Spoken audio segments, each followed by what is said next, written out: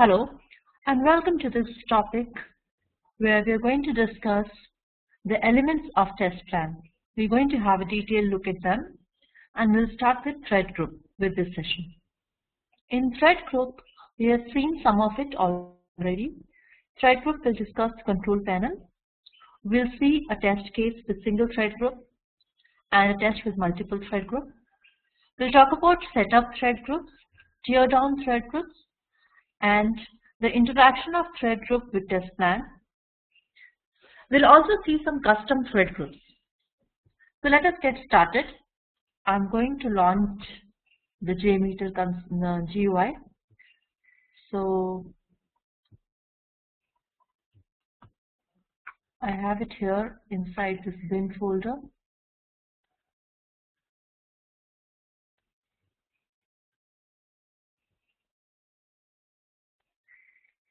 Okay, so as you know that in test plan, the very first element that we must have is thread group.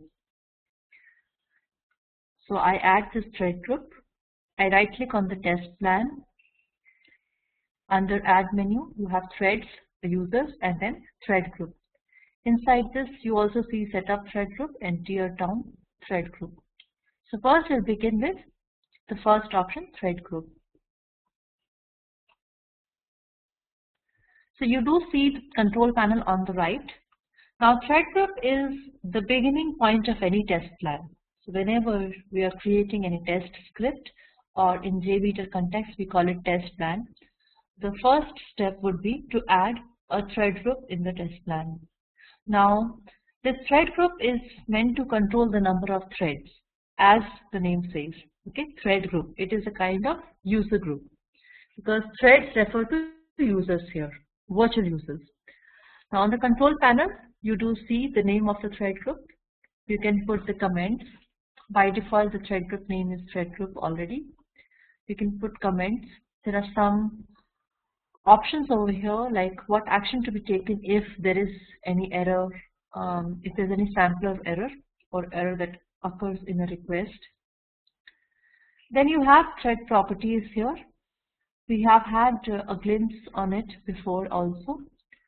Number of threads, number of users can be controlled.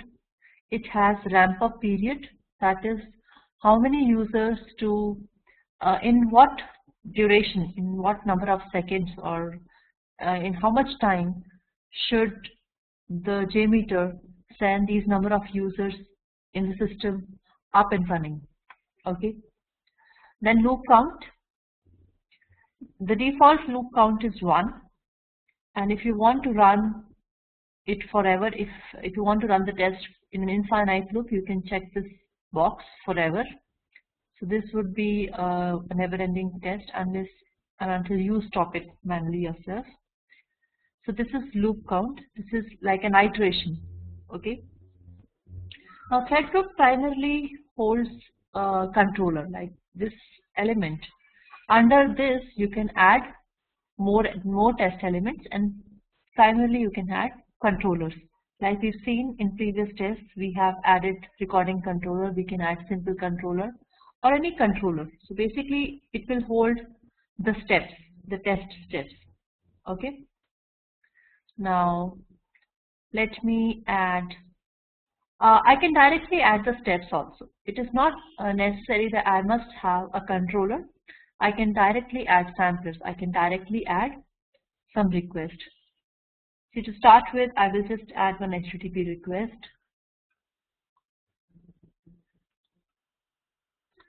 So thread group can contain containers, controllers. It can have samplers inside it. It can have timers. Okay, timers are something that puts delay between the two samples. Okay, thread groups can also contain listeners. Okay, timers are here, timer, listeners, assertions. So all of these test elements can be part of thread group. Fine. So let's, if I have this request over here, I have to give this server name or IP address. So, okay, so I just have to show you how this thread group works. So I probably can use some other request. I am going to remove this sampler from here. Just for the sake of example, I am adding a Java request here, for example. I'll rename this thread group. I'll call it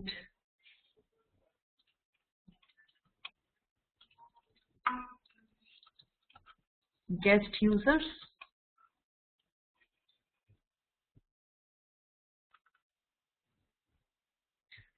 And this Java request I will name as request 1. Okay. So inside thread you can have any number of requests. I will have another request, Java request. I'll name it request 2. Okay. You can add a listener into this thread group. You can have, for simplicity's sake, you can have the same listener view results tree that we have used earlier. And I'm just going to save this test.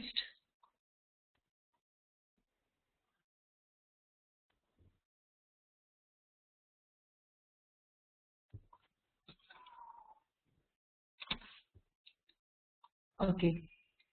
So this is a simple test we have created. These are dummy requests. They don't do anything. It is just for the namesake. I've given them a name, request 1, request 2, but the functionality is nothing. Okay, because I've got nothing implemented in this request as such.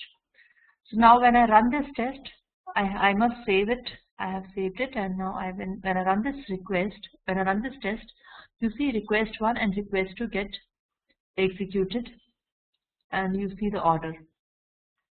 So what happens is, if you go to this thread group, you see I have the thread properties. Your number of threads is 1.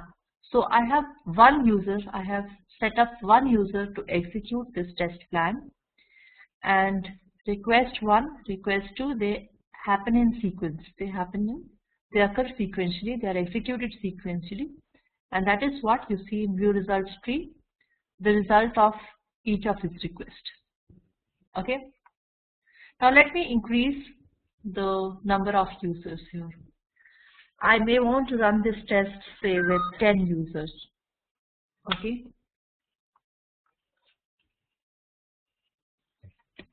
I will set number of users be 10 here. Ramp up period, I'm okay with all of the users starting at once. That is fine. I'll stick to the same setting. Let us now begin. I'm going to wipe out this test result here and start again with the execution. So do you see what happens is, when you have this property set to 10, number of users, number of threads set to 10 threads are initialized, they are created at one point in time, almost at one point in time. And request 1 and request 2 are two requests which are part of this thread group. And you see there's no order as such. Request 1, then 1, request 2, 1, 2, 1, 1, 2. Meaning to say all of those 10 threads have come into execution at one time. And each of these threads will execute these two requests, request 1 and request 2. So that is the reason you don't understand, you don't see here which thread executed which request. And that is why you don't have any sequence as such. Okay. So all the threads have jumped into the system for execution simultaneously. Right. Let us now execute the same test, but with different number of users and some loop count. So when I have this number of users to be 10 and loop count 1, 10 times this request 1, request 2 should be executed. If I have it here as 5, that is the number of threads 5, and loop count to be 2, again the result is going to be the same. 10 times request 1 and request 2 will be executed. Let us have a look. Let me run this test. I am going to clear off this data from here. Okay, and play this test.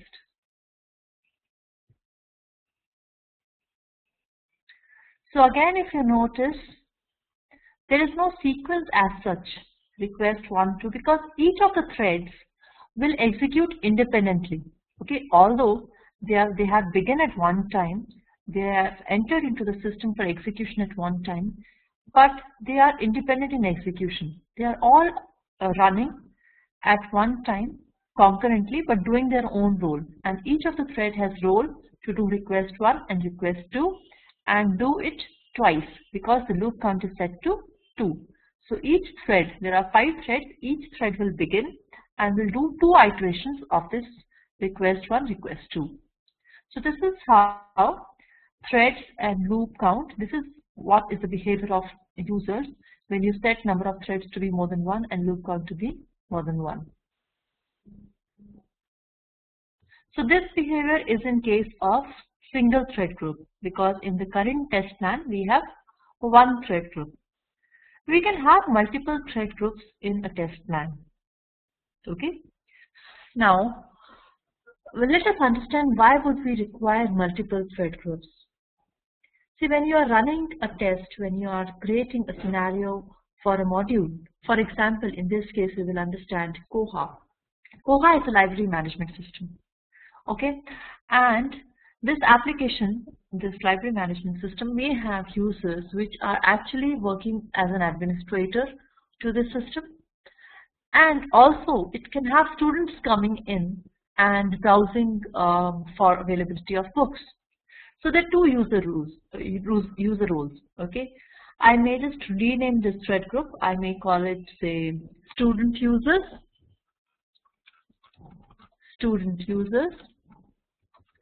and there's another thread group that I'm going to create under this test plan, and I will call it management users or admin users, whatever. Okay, so these are the group which will be managing library management system, who will be taking care of issuing or renewing of issue of books, getting new books into the system, preparing the lists and catalogs, etc.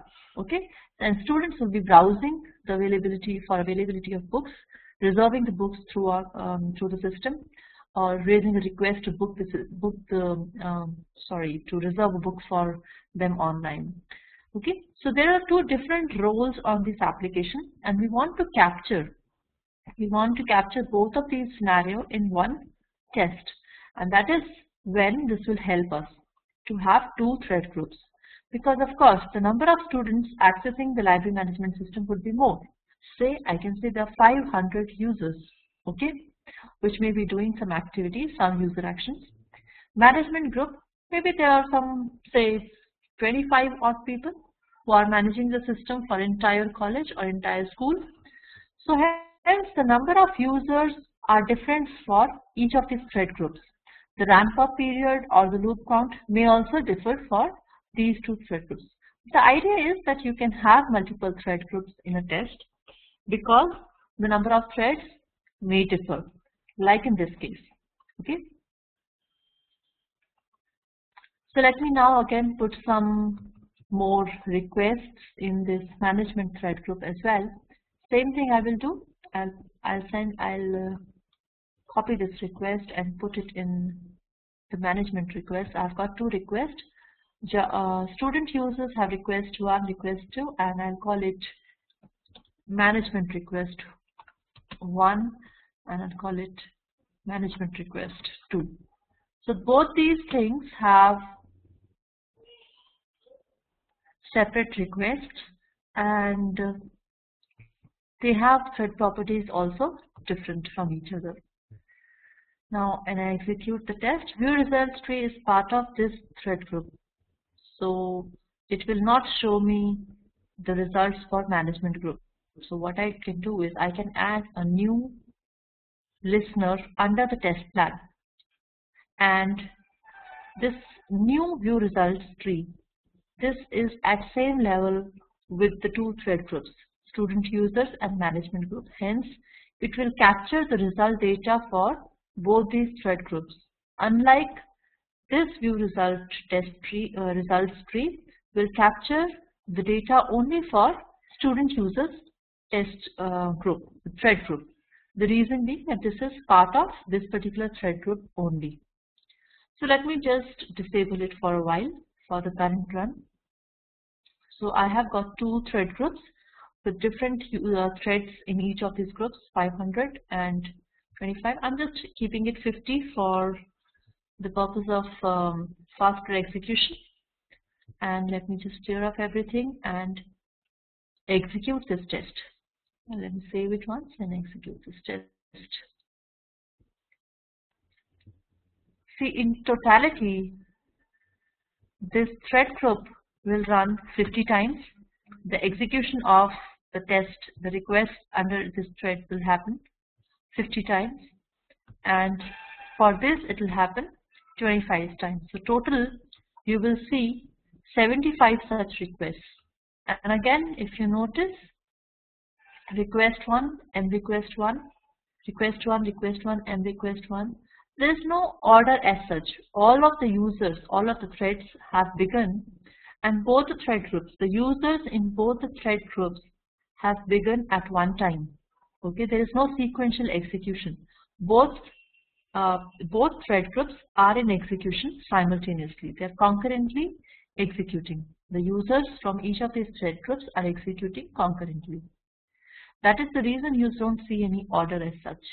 Okay, because M request 1, then M request 1, meaning this is a separate thread, this is a separate thread, this again is a separate thread. So total 75 threads are running in the system. Suppose you want to execute user thread group first, and then you want to do run management thread group. You want to run one after another. This control is available to you in the test plan. You go to the test plan. In test plan, you will see this option, run thread groups consecutively. Okay, this will run the groups one after another, one at a time. Okay, so if I have this checkbox checked and I clear off this data, result data, and I'm going to run the test again, you see whatever appears first, this thread group will execute first, and after all threads under this thread group finish off their work, then management group will begin. So I have begun the test, and you see there is no M request you do see like in earlier case. So once this is complete, then the next thread is beginning, and all requests under the next thread group starts with N. So you do see this thread group 2 begins. So in this way you can achieve, if you want both the thread groups to run concurrently, you can do that by unchecking this option. And if you want the thread groups to run one after another in sequence, you can check this option. So this is how you have multiple thread groups in one test. You can have any number of thread groups. You may want to have more thread groups. You can add as many number of thread groups. It's only that when you have each of these thread group and users set to each of these thread group, it depends on your resource usage. It depends on your machine capacity, how many users can it handle. Otherwise, there is no limit as such. You can add as many thread groups in your test plan. Now this was when we are adding requests manually. Even from the workbench, when you are doing recording using HTTP Proxy server, you can record your steps in multiple thread groups in the same manner. You can use this proxy server in workbench, and you just change the target controller.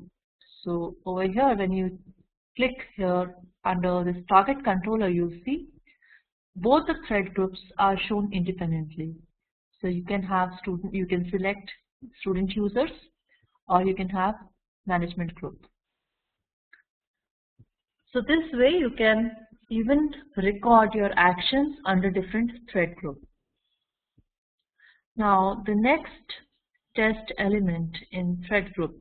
In thread group itself, there is one more kind of thread group that is known as setup thread group.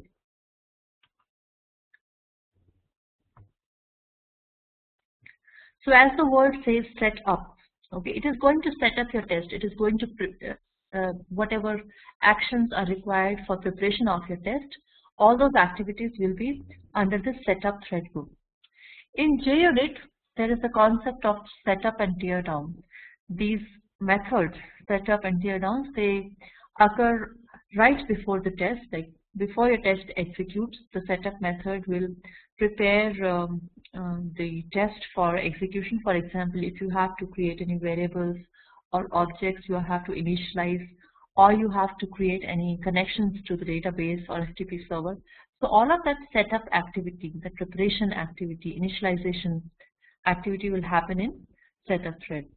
Similarly, you have another thread group here, which is teardown thread group, in which all the closure activity will happen, like releasing the memory of some variable or an object, or destroying the connections that you have set up with database or with FTP server.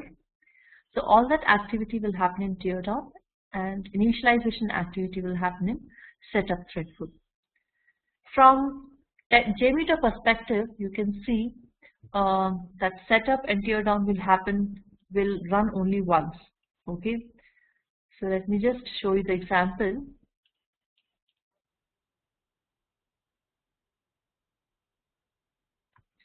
I'm going to add a request in this setup thread. These are dummy requests as such. So I will rename this request as setup request 1. I'll add another request into the setup thread group, Java request, and I'll call it setup request 2. Similarly, I will add another request. I'll add request in teardown thread group as well. Let me just copy this request and paste it here and rename it later. So I call it teardown 1 and teardown 2. Okay, so well, now I'm ready to run the test. I'll first save it, clear all the data, and we'll run the test. See what happens. No matter where your thread group is placed, the order doesn't matter, like the position of this thread group does not matter. Wherever your thread group is, the setup thread will be run as the first thread group. Okay, so whatever the request this group has will be the first ones to run. So you can see here setup request 1, setup request 2, and then in order the usual thread groups will be run. The requests under those thread groups will be run. Now since I have this checked here, run thread group consecutively, that is the reason both these thread groups are running one after another. And after these two thread groups are run, teardown runs at the end. Okay, so even if I just change the setting, I say run them concurrently, by unchecking it, I mean I am directing Jmeter to run all the threads concurrently. Still you see the behavior that setup and teardown will happen in the beginning and at the end respectively. They will not be the part of concurrent execution. Okay, like this normal thread group, setup thread group also has the same field. It has the name, it has comments, the same actions to be taken after assembler error, and you can also have number of threads. I can have number of threads to be 2 for the setup and number of threads 2 for the teardown. Okay, so twice this setup thread group will be run because the threads number of users are set as 2, and twice again teardown thread group will be set up. But the only thing that is different is that setup will be the beginning. Setup will be run at the beginning of the test, no matter whether you have checked it or not. Teardown will be run at the end of the test because this has the closure user actions and this has the initialization user actions. If you notice the run, that setup request 1, setup request 2, then again setup 1, setup 2 is run.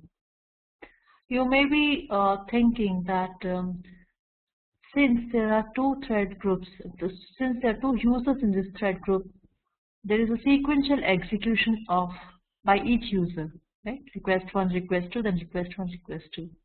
Because there are a small number of users, it looks so, but otherwise all of the threads that are initialized here, all of the users are running concurrently into the system. I can show this to you by increasing the number of threads here. If I make it 5 and I run it again, you see now the sequence, it is not a sequential execution like it was looking in the previous run, 1, 1, 2, 1, 1. It shows that all of those threads are running simultaneously. They are not running sequentially, they are running simultaneously. Same with the teardown. It may look like 1, 2, 1, 2, but the moment I increase the number of threads for teardown also, you will see that all threads are executing simultaneously. It doesn't run sequentially. See, 1, 2, 1, 1, 2, 1, 1. So there is no sequence as such. So all of them are running in concurrency. Now let us have a look at another parameter that we have overlooked in few minutes before, ramp up period. We have not yet configured this ramp up period in this session. So let us have a look at this. Let me just disable one test group here because I can show you the behavior of this ramp up period using one thread group. So I have this management group here. I can set up this number count of users to be say 10, and I say ramp up period 25. What I mean when I say ramp up period 25 seconds is that enter 10 users in 25 seconds. So each of the users will be entered into the system, will be up and running in the system in 2.5 seconds. Okay, you divide this period by number of users, you get the time in which one user is supposed to be in the system. Okay, so let me show you the behavior. I'm clearing off the data here, and with ramp up 25 seconds and number of users 10, let us see how we see the data. So setup request is done, then 1, 2, and then there is a wait. Okay, so each user is entering into the system after 2.5 seconds. So there is a time gap of 2.5 seconds between each thread, and since each thread there is some delay, each thread is independently executing. That is why you see that executing the requests are happening in sequence. Otherwise, if I set it to 0, if I set this ramp up to 1, say, all at once they will start, you will see there is no sequence of execution of this request. Request 1, 2, 1, 2. I mean, all of these threads are independently executing, but there may be, if you look at the execution, there is a repetition of this request. Okay, both the request 1, request 1, they are happening twice, although by different thread. So if you increase the thread ramp up period, you're basically delaying the thread, basically delaying the entry of thread into the system for execution. Okay, this is required. The reason is that it gives you a way to gradually simulate, gradually control the load into the system. If you put your ramp up period to be say very less, say 1 second, and you are entering 100 users, all of these 100 users will be in the system at once. So this is going to overload the system. This is going to overload the server for that time. Okay. So it is a good idea to have ramp up period, and always you try with this algorithm that always have ramp up period as number of users. So you are delaying your users in in 1 second. You're sending one user at least, and then you can adjust your timing. You may want it in two seconds, one user, or you may want one user in 3 seconds, whatever. But at least have some gap. There is always, it's a good idea to have some delay between the two users entering into the system.